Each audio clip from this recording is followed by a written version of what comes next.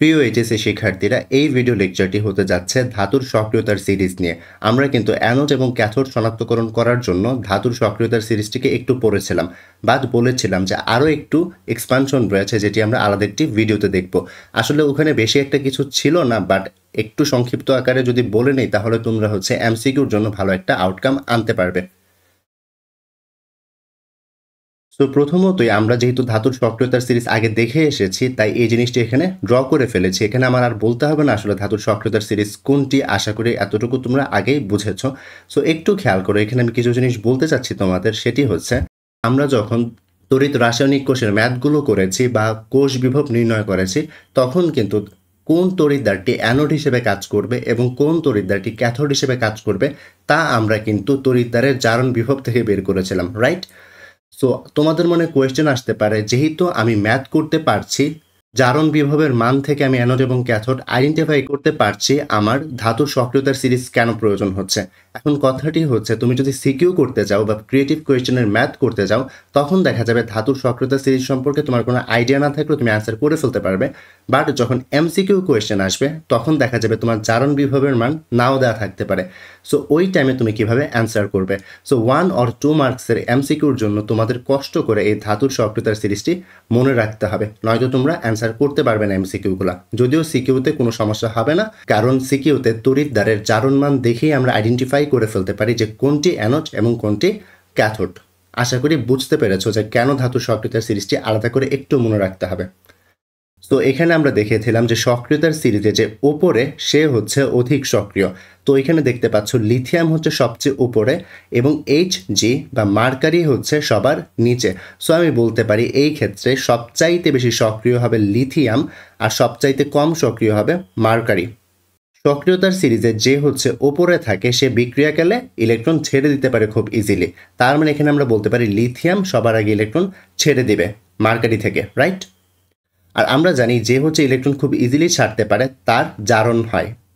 তো আমরা এখানে বলতে পারছি যে লিথিয়ামের জারণ মার্কারি থেকে অনেক ইজিলি হয়ে যাবে। আর যার জারণ হয় তাকে আমরা কি বলি? অ্যানোড। সো আমরা বলতে পারি লিথিয়াম হচ্ছে মার্কারি থেকে ভালো অ্যানোড হিসেবে কাজ করবে। সো এখান থেকে কনক্লুশন হচ্ছে এটা যে সক্রিয়তার সিরিজে যে ওপরে সে অ্যানোড হিসেবে কাজ করবে এবং যে নিচে সে হচ্ছে ক্যাথোড হিসেবে কাজ করবে। সো এখান থেকে বলা যায় যে সক্রিয়তার সিরিজের যে উপরে সে হচ্ছে অ্যানোড হিসেবে কাজ করবে এবং যে সক্রিয়তার সিরিজের নিচে সে ক্যাথোড হিসেবে কাজ করবে। ফর এক্সাম্পল, আমি যদি তোমাকে এখানে জিঙ্ক এবং কপারের মাঝখানে বলতে চাই যে কে অ্যানোড এবং কে ক্যাথোড হিসেবে কাজ করবে, তাহলে তুমি অ্যান্সার কী দিবে? সো একটু খেয়াল করে, এখানে একটি প্রশ্নতে আমি ঠিক এটাই বলেছি যে তড়িৎ রাসায়নিক কোষে জিঙ্ক এবং কপারের মধ্যে কে অ্যানোড হিসেবে কাজ করবে এবং কে ক্যাথোড হিসেবে কাজ করবে। এখানে কিন্তু জারণ বিভব দেয়া নেই।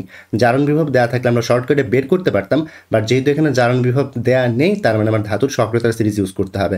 সো এখানে দেখতে পাচ্ছি জিঙ্ক হচ্ছে ওপরে এবং কপার হচ্ছে নিচে। সো আমরা বলতে পারবো জিঙ্ক যেহেতু সক্রিয়তার সিরিজের উপরে, সে খুব ইজিলি ইলেকট্রন ছাড়তে পারবে কারণ সে অনেক বেশি সক্রিয় এবং তার জারণ খুব ইজিলি হবে এবং সে অ্যানোড হিসেবে কাজ করবে। তো এক্ষেত্রে আমরা বলতে পারছি যে যেহেতু জিঙ্ক হচ্ছে সক্রিয়তার সিরিজের উপরে, তাই জিঙ্ক হচ্ছে অ্যানোড। অন্যদিকে কপার যেহেতু সক্রিয়তার সিরিজের নিচে, তাই সে ক্যাথোড হিসেবে কাজ করবে। তো কোন তড়িৎদ্বারটি অ্যানোড হিসেবে কাজ করবে এবং কোন তড়িৎদ্বারটি ক্যাথোড হিসেবে কাজ করবে তাছাড়াও কিন্তু সক্রিয়তার সিরিজের মাধ্যমে আমরা আরও কিছু জিনিস বের করতে পারি। এবার চলো সেগুলো দেখে নিই। তো প্রথমতই সক্রিয়তা সিরিজের যত বেশি উপরে কোনো ধাতু থাকবে তার ইলেকট্রন ছাড়ার প্রবণতা অনেক বেশি হয়, তা কিন্তু আমরা দেখে এসেছি, রাইট? সো ইলেকট্রন ছাড়ার প্রবণতা তার অনেক বেশি হবে। সো এখন যদি তোমাকে বলে লিথিয়াম এবং মার্কারির মাঝখানে কে ইলেকট্রন আগে ছাড়বে, সো তুমি অবভিয়াসলি বলবে যেহেতু হচ্ছে লিথিয়াম সক্রিয়তার সিরিজের সবার উপরে, সে আগে ইলেকট্রন ছেড়ে দিবে। সক্রিয়তার সিরিজের যত বেশি ওপরে থাকবে তার জারিত হওয়ার প্রবণতাও বেশি, রাইট? সো এখন আমাকে যদি জিঙ্ক এবং কপারের মাঝখানে কম্পেয়ার করতে বলে যে কে হচ্ছে আগে জারিত হবে, আমরা আনডাউটলি বলে দিতে পারবো যেহেতু জিঙ্ক সক্রিয়তার সিরিজের উপরে রয়েছে, তাই জিঙ্কের আগে জারণ হবে। আর অবশ্যই যে হচ্ছে সক্রিয়তার সিরিজের উপরে সে ভালো অ্যানোড। তো তোমাকে যদি বলে জিঙ্ক এবং কপারের মাঝখানে কে ভালো অ্যানোড, আমরা অবশ্যই আনসার দিব যে জিঙ্ক হচ্ছে ভালো অ্যানোড। সো ফোর্থলি এখানে দেখতে পাচ্ছ যে নিচের ধাতুর লবণ থেকে ধাতুকে প্রতিস্থাপন করতে পারে। কথাটা একটু কমপ্লেক্স হয়ে গেল, তাই না? আসলে ব্যাপারটি ইজি। ফর এক্সাম্পল, ধরো তোমার কাছে কপার সালফেট রয়েছে, তুমি চাচ্ছ জিঙ্ক ইউজ করে কপারকে রিপ্লেস করে ফেলতে। সো একটু তখন খেয়াল করতে হবে যে জিঙ্ক কি কপারের উপরে নাকি নিচে। জিঙ্ক যেহেতু কপারের উপরে রয়েছে, এই যে দেখতে পাচ্ছ জিঙ্ক হচ্ছে সক্রিয়তার সিরিজে কপারের উপরে, যেহেতু জিঙ্ক সক্রিয়তার সিরিজে কপারের উপরে, তাই জিঙ্ক কি করতে পারবে, কপারকে রিপ্লেস করে বসে যেতে পারবে এবং কপারকে আলাদা করে ফেলতে পারবে। আশা করি এই জিনিসটি বুঝতে পেরেছ।